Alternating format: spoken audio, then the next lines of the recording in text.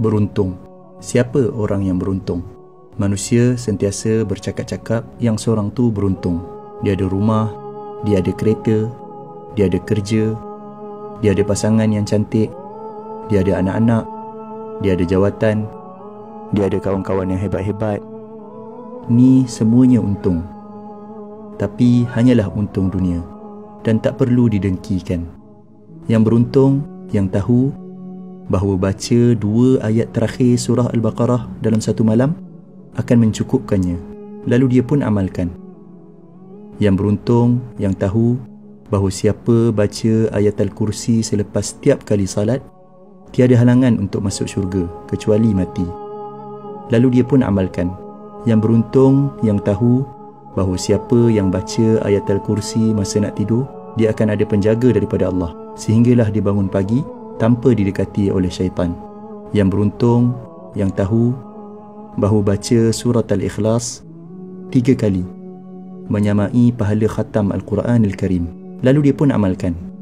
Yang beruntung yang tahu bahawa siapa minta ampun untuk seluruh orang beriman, lelaki dan perempuan, Allah akan menuliskan 1 pahala bagi setiap seorang tadi, lalu dia pun amalkan.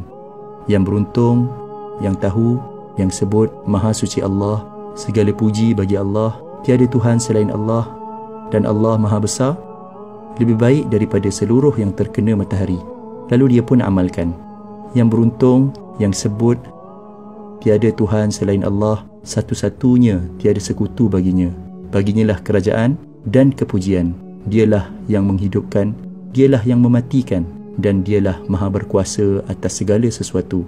10 kali selepas solat maghrib dan 10 kali selepas solat subuh, sebelum dia mengubah kedudukan kakinya, menyamai pahala membebaskan 4 orang hamba daripada anak-anak Nabi Ismail AS, lalu dia pun amalkan.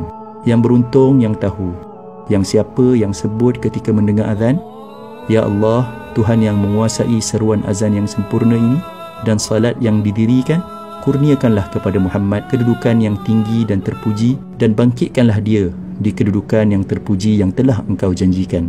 Dia akan mendapat syafaat Nabi Muhammad sallallahu alaihi wasallam pada hari kiamat, lalu dia pun amalkan.